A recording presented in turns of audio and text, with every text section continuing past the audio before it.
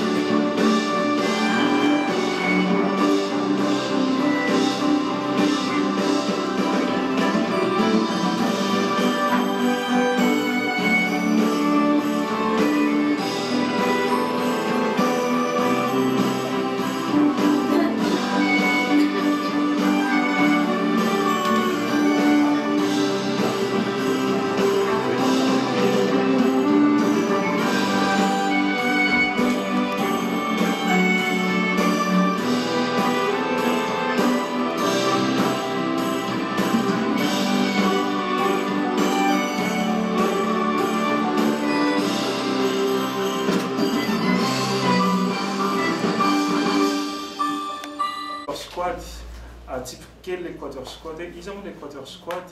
Le quatuor squat dia anisan'ny tarika anankiray izay ahitana voalohany indrindra quatuor à cordes, dia ahitana ny efatra mirahalahy izay ahitan'ny affiche etona sy ireo équipe squad zany hoe ireo groupe rehetrarehetra sy ireo musicien rehetrarehetra izay vonona ny ara-iasa aminay hiara fanampy anatotosa io concert io. Concert somary miavaka izy io satria amin'izao faran'ny taona izao dia norona kokoa any amin'ny fetin'ny krismasy isika, dia Christmas Symphony no lohatenina teny hoentinay anamarika sy hampiavaka an'ity concert amin'ny 22 décembre ity.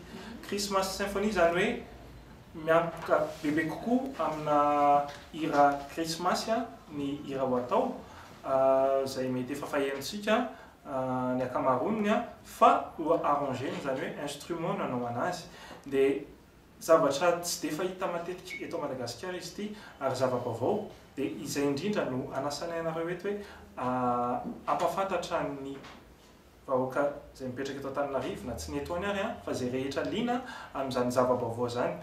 Christmas Symphony hoy teo araka ny lazaiko teo, misy ihany koa nefa ama concert Christmas anazy dia misy ny hira Christmas atao, fa misy ihany koa ireo hira izay tsy natokana hoe ho an'ny Christmas fa mety hira hafa mihitsy fa reny ireny dia ho ampiana touche Christmas kely mba hampiavaka an'io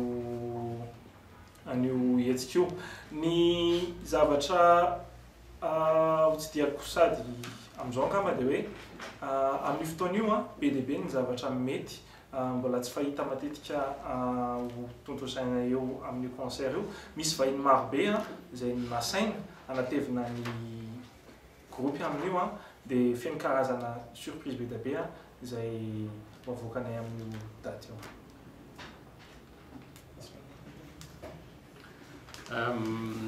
Efa teneko anareo ty moa hoe Tokarajoana no anarako, izaho no animateur amin'io soirée io. Dia ankoatra maha-animateur ana dia ny tontolo misy dia ny tontolon'ny fampivoarana maha-olombelona na ny développement personnel. Dia mety manontany teny nareo iny moa ny idiran'izany amin'ny mozika, dia izaho dia resy lahatra fa ny zavakanto ary anisan'izany ny zavakanto izay ataon'ny quatuor squad izay mandona ny fotony hoe mahasarika be. Reny no fitaovana sy ataoko hoe fampitana haingana indrindra ny hafatra rehetrarehetra tiana ho ampitaina.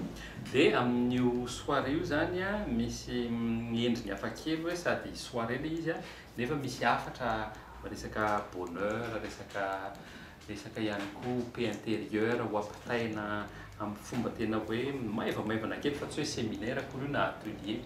Zay koa zany anisany miavaka amin'io fotoana anankiray io.